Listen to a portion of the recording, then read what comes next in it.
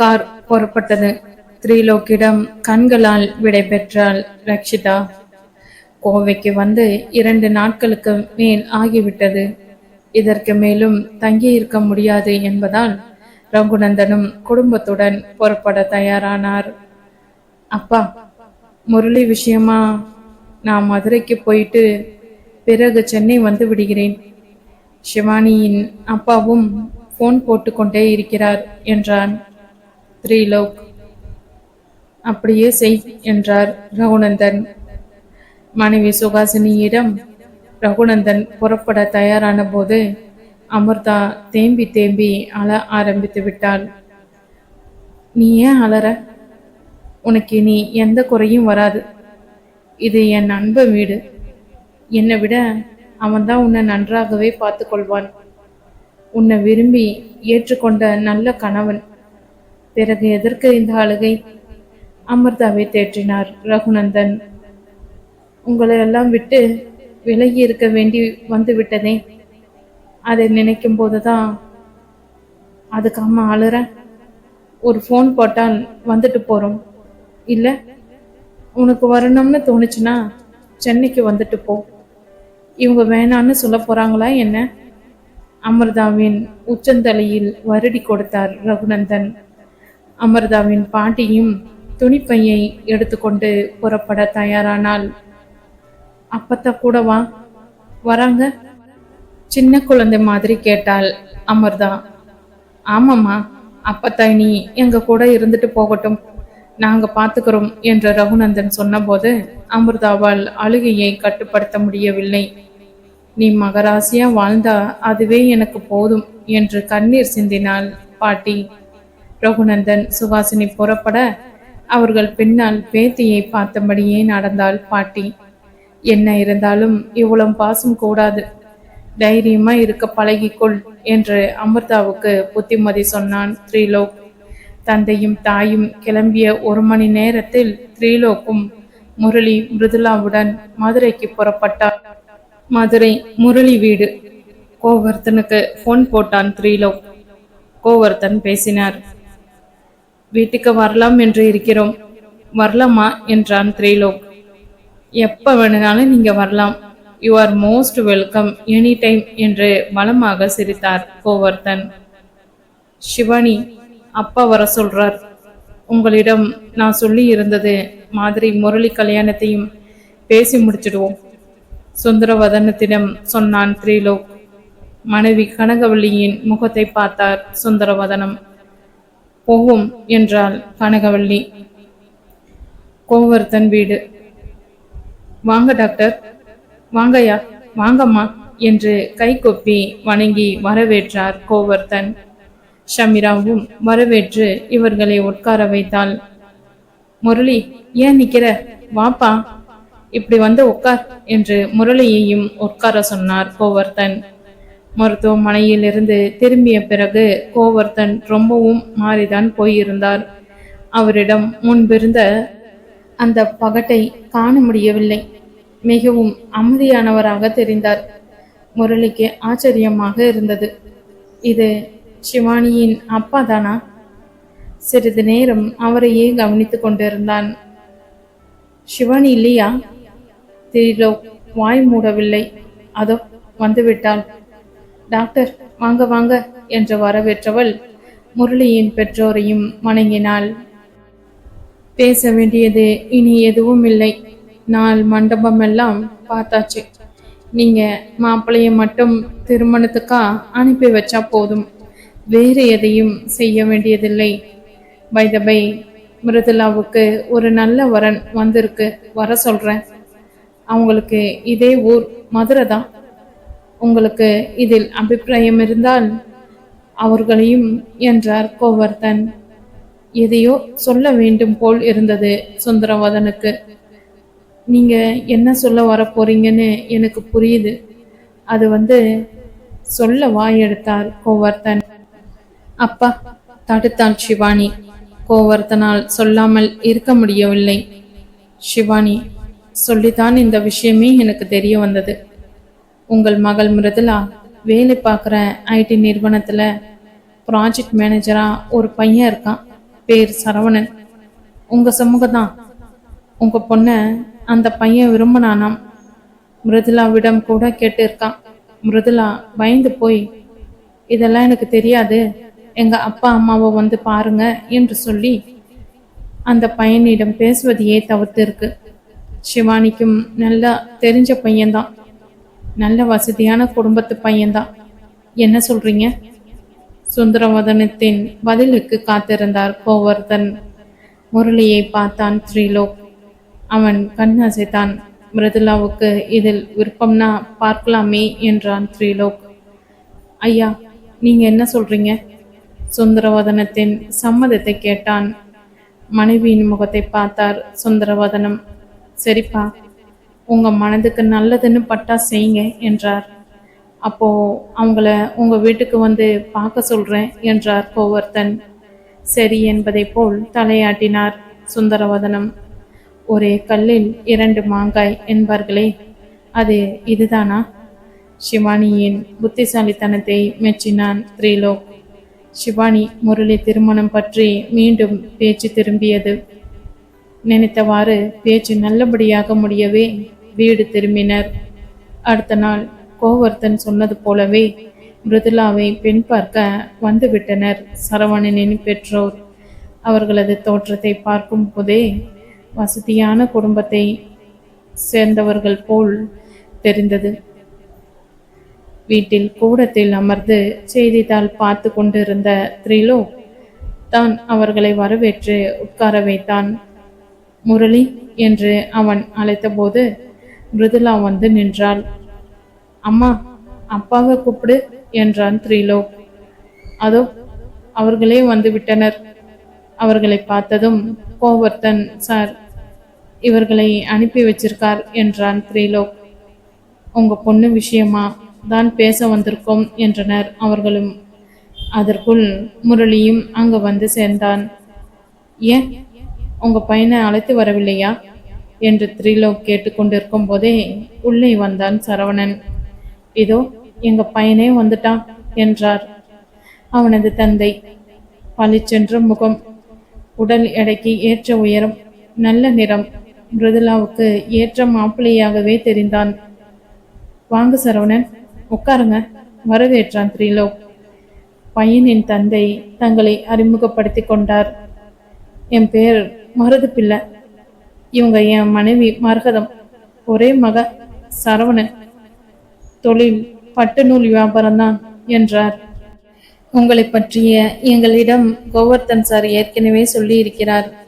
உங்க பையனுக்கு எங்க பொண்ணை கட்டி கொடுக்க சம்மதம்னு நீங்க ஒரு வார்த்தை சொன்னால் போதும், மற்றது எதையும் நாங்கள் எதிர்பார்க்கவில்லை என்றார் மருது பிள்ளை.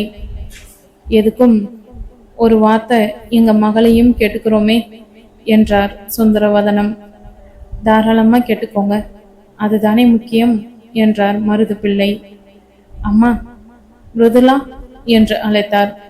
காப்பியுடன் வந்தாள் மிருதுலா. அவள் முகத்தில் என்றைக்கும் இல்லாத நாணம் குடியேறி இருந்தது. காப்பி டம்ளர்களை கொடுத்துவிட்டு உள்ளே சென்று விட்டாள் மிருதுலா. அறைக்கு போனதும் மகளின் சம்மதத்தை கேட்டாள் கனகவல்லி. சரவணனை ஏற்கனவே அவளுக்கு தெரியும் என்பதால் உடனே சம்மதம் தெரிவித்தாள்.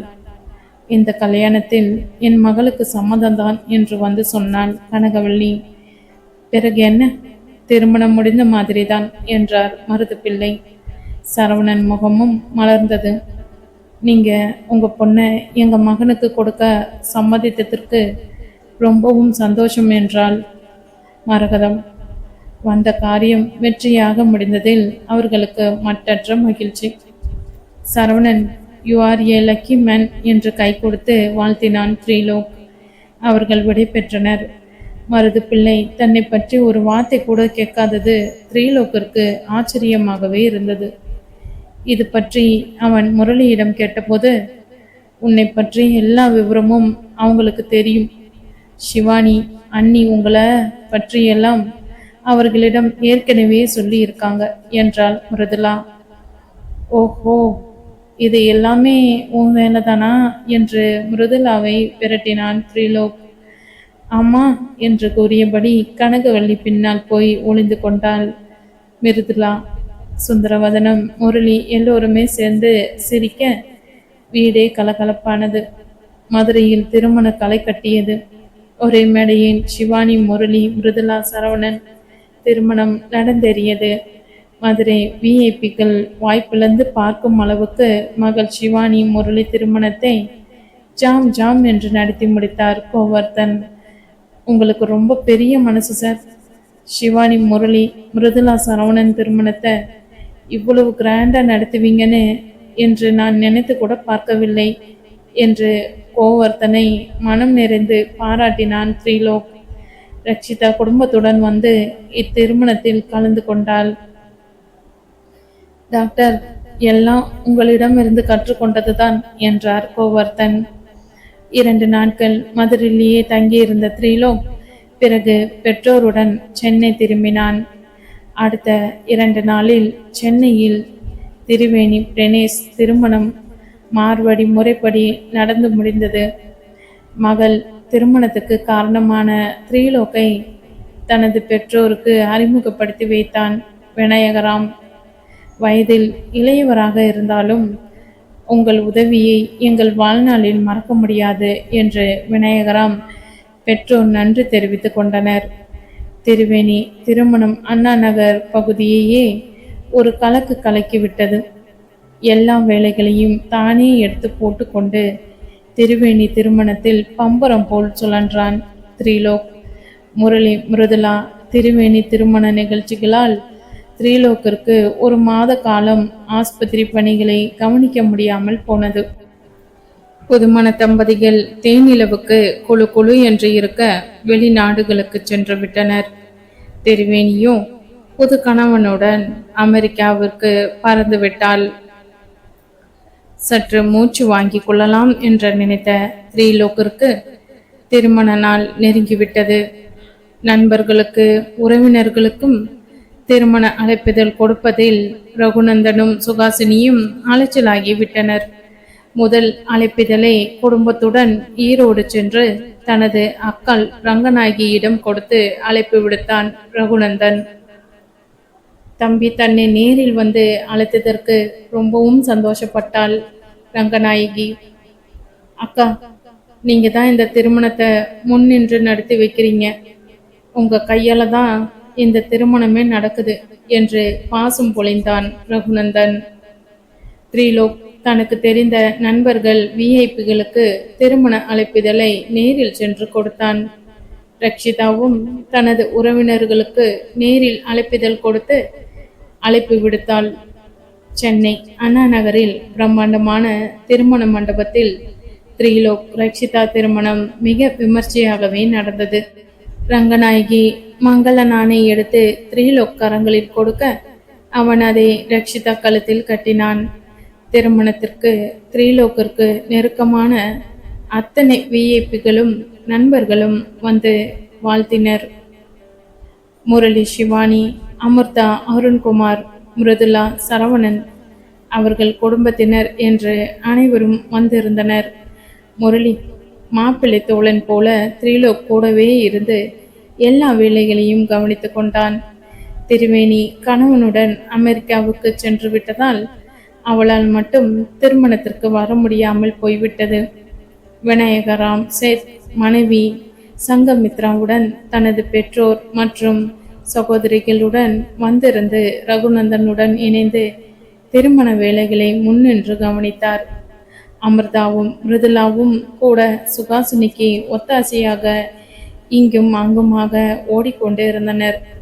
சிவானி மணப்பெண் ரக்ஷிதாவுக்கு தோழியைப் போல அருகிலேயே நின்று இருந்தாள். கோவர்த்தன், ஷமீராவும் திருமண நிகழ்ச்சிகளை அமர்ந்தபடி பார்த்து மகிழ்ந்தனர். இது நாள் வரை சுகாசினி வீட்டு பக்கம் எட்டி பார்க்காமல் இருந்த சுகாசினியின் பெற்றோரும் த்ரீலோக் திருமணத்திற்கு வந்திருந்தனர். இதில் சுகாசினிக்கு ஏகப்பட்ட சந்தோஷம். 25 வருடங்களுக்கு பிறகு அவர்களை பார்த்த மகிழ்ச்சியில் தனது அக்கா ரங்கநாயகி அவர்களை அறிமுகப்படுத்தி வைத்தான் ரகுநந்தன். த்ரீலோக் ரக்ஷிதா திருமணம் மிகவும் விமர்சையாக நடந்து முடிந்ததில் ரகுநந்தன், கோகுலகிருஷ்ணன் இரு குடும்பத்தாருக்கும் பரிபூர்ண திருப்தி. திருமணம் முடிந்த கையோடு ரங்கநாயகி ஊருக்கு திரும்புவதில் அவசரம் காட்டியது ரகுநந்தனின் மனதில் ஏதோ ஒரு மூலையில் சந்தேகத்தை கிளப்பியது. நந்தினியை ஏன் அழைத்து வரவில்லை என்று கேட்டபோது அக்காவிடமிருந்து வந்த மலுப்பலான பதிலும் முகத்தில் தெரிந்த வருத்தமும் அவன் சந்தேகத்தை வலுப்படுத்தியது. அக்கா, உடனே ஊருக்கு போய்தான் ஆக வேண்டுமா என்று கேட்டான். ஆமாம் என்றாள் ரங்கநாயகி. ஏதாவது பிரச்சனையா? ஊருக்கு போய் சேர்ந்ததும் பேசுறேன் என்று ஒற்றை வரியில் பதில் சொன்னாள் ரங்கநாயகி. இதற்கு மேலும் அக்காவை வற்புறுத்த ரகுநந்தன் விரும்பவில்லை. உங்க விருப்பப்படியே ஆகட்டும் என்றான். கணவருடன் ரங்கநாயகி ஊருக்கு கிளம்பினாள். திருமண மண்டபத்திலேயே உறவுகளும் நட்புகளும் விடை பெற்று கொண்டன. சுகாசினி பெற்றோர் மட்டும் 2 நாட்கள் மகள் வீட்டில் தங்கி இருந்துவிட்டு செல்ல வேண்டும் என்ற முடிவுடன் தான் வந்திருந்தனர். அவர்கள் மட்டும் தங்கிவிட்டனர். தேனிவிற்காக திரிலோக், ரக்ஷிதா மாலத்தீவுகளுக்கு பயணமாகி புறப்பட்டு சென்று விட்டனர். அங்கே மாலத்தீவின் பிரத்யேக வாட்டர் விழாவில் பால்கனியில் நின்று கொண்டிருந்தாள் ரக்ஷிதா. அந்தியில் கரையும் சூரியன், செவ்வானம், கடல் நீரில் தங்கமாய் உருகி ஓடிக்கொண்டிருந்தது. குளிர்ந்த காற்று அவளது கூந்தலை கலைக்க அதே காதோரம் ஒதுக்கியபடி தன் கையில் இருந்த வெல்கம் ட்ரிங்க்ஸை பருகினாள். அவள் இடுப்பில் மெல்ல படிந்தது ஒரு ஜோடி பலமான கரங்கள். அதிர்வில்லாமல் அவளது தோள்களில் தன் முகத்தை புதைத்து கொண்டான் திரிலோக். என்ன மிஸ்ஸஸ் திரிலோக், கடலை ரசிச்சது போதும், கொஞ்சம் இந்த கணவனையும் ரசிச்சா என்னவா? திரிலோக்கின் குரலில் இருந்த காதலின் கரகரப்பு அவள் காதோரம் கனகடத்தது. ரக்ஷிதா லேசாக முகம் சிவந்து அவனது கைகளுக்குள் திரும்பினாள். அவனது சட்டையின் பொத்தன்களின் விரல்களால் விளையாடியபடி, ஏற்கனவே உங்க ரசனைக்குள்ளதானே சிக்கி தவிச்சுக்கிட்டு இருக்கேன் மிஸ்டர் திரிலோக்.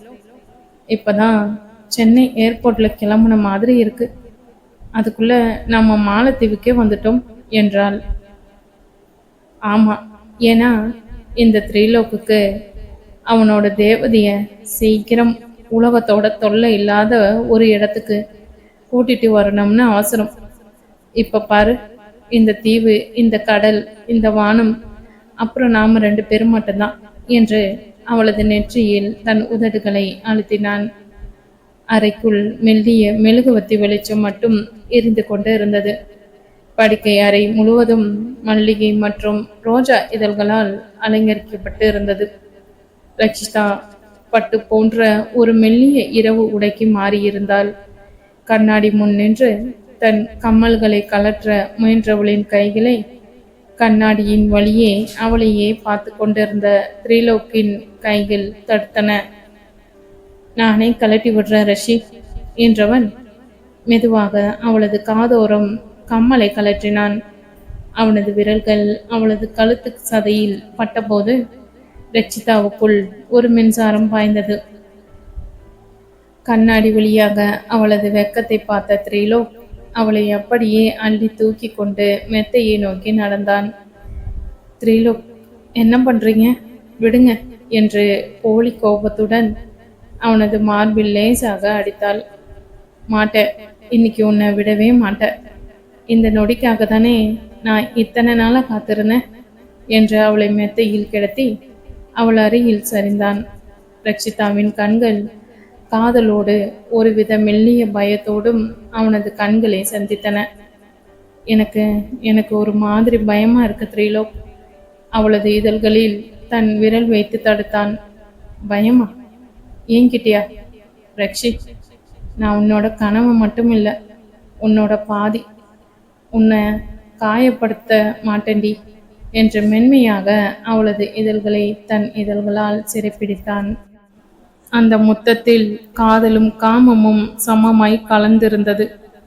அடுத்த நாள் காலை கடலில் அலை ஓசையும் ஜன்னல் வழியே நுழைந்த சூரிய கதிர்களும் ரக்ஷிதாவை எழுப்பின. அவள் மெல்ல கண் விழித்த போது திரிலோக் அவளை தன் நெஞ்சோடு அணைத்தபடி ஆழ்ந்த உறக்கத்தில் இருந்தான். நேற்றைய முதலிரவின் நினைவுகளும் அவளுக்குள் ஓட அவளது முகம் தானாகவே சிவந்தது. அவனது மார்பில் படர்ந்திருந்த அவளது கைகளை எடுத்து அவனது தாடியை மெல்ல வருடி கொடுத்தாள். திடீரென த்ரீலோக் அவளது கையை பிடித்து தன் எதிர்களோடு அழுத்தி கொண்டான். அவன் தூங்கவில்லை, விழித்து கொண்டுதான் இருந்தான். திருட்டுத்தனமா ரசிக்கிறது யாரு என்று கண்ணை திறக்காமலேயே சிரித்தான் த்ரீலோக். நான் ஒன்றும் ரசிக்கல, நீங்க தான் தூங்குற மாதிரி நடிச்சிருக்கீங்க என்று அவள் விலக முயல அவளது இடுப்பை இன்னும் இறுக்கினான். நடிக்கலடி, என் தேவதையோட தீண்டல தான் முழிச்சேன். மாலத்தீவோட காலை பொழுது ரொம்ப அழகா இருக்குல்ல என்றான் அவளது கழுத்து வளைவில் முத்தமிட்டபடி. ஆமா, உங்க அணைப்புல ரொம்ப கதகதப்பா அழகா இருக்கு என்று முதல் முறையாக தன் காதலை அவனது மார்பில் முகம் புதைத்து வெளிப்படுத்தினாள் ரக்ஷிதா. இங்கே த்ரீலோக் வீட்டில் அவர்கள் திரும்பி வருவதற்கு எப்படியும் ஒரு 10 நாட்களாகும் என்பதால் தன்னுடைய பெற்றோரை இன்னும் சில நாட்கள் வீட்டில் தங்கியிருந்து விட்டு செல்லலாமே என்று கேட்டுக்கொண்டாள் சுகாசினி. மகளின் பேச்சை தட்ட முடியாமலும் மேலும் 2 நாட்கள் தங்கியிருந்தனர். பிறகு அவர்களும் ஊருக்கு திரும்பிவிட்டனர். மேசை மீது இருந்த டெலிபோன் மணி கிணுக்கிணுத்தது. புத்தகத்தில் மூழ்கியிருந்த ரகுநந்தன் எடுத்து பேசினார். மறுமுனையில் அக்காள் ரங்கநாயகி குரல் கேட்டது. அக்காவின் குரல் சோகம் இழைந்திருப்பதை அவள் பேசும் தோரணியில் இருந்தே புரிந்து கொண்டான் ரகுநந்தன். என்னக்கா, குரல் ஏன் ஒரு மாதிரியா இருக்கிறது? ரகுநந்தன் இப்படி கேட்டதும் ரங்கநாயகியின் கண்களில் இருந்து பொல பொலவென கண்ணீர் வடிந்தது. நான் என்னன்னு சொல்றது? அழுதாள். தம்பி, நீ ஒரு முறை இங்கு வந்து போயேன் கெஞ்சினாள். வெளியில் எதையும் சொல்ல முடியாமல் அக்கா தவிப்பது.